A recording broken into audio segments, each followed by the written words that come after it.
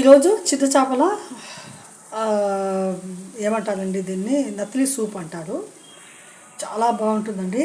ఈ పలచగా అంటే చేపలు బాగానే ఉడుకుతుంటాయి. ఇందులో చేపలు వచ్చి బాగానే ఉడుకుతుంటాయి.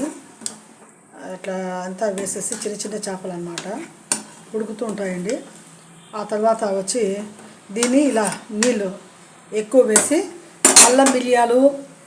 నల్ల మిరియాలు కొంచెం టమాటాలు, ఉప్పు, కొంచెము కొత్తిమీర, కరివేపాకు, గ్రీన్ మిర్చి అండి, ఆ తర్వాత వచ్చి ఉప్పు ఇది వేసేసి ఎర్రగడ్డలు వేసి కొద్దిగా అట్లా ఫ్రైలాగా అట్లా చేసేసి దీంట్లో ఇంకా ఎక్కువ నీళ్ళు వేసేస్తాడండి.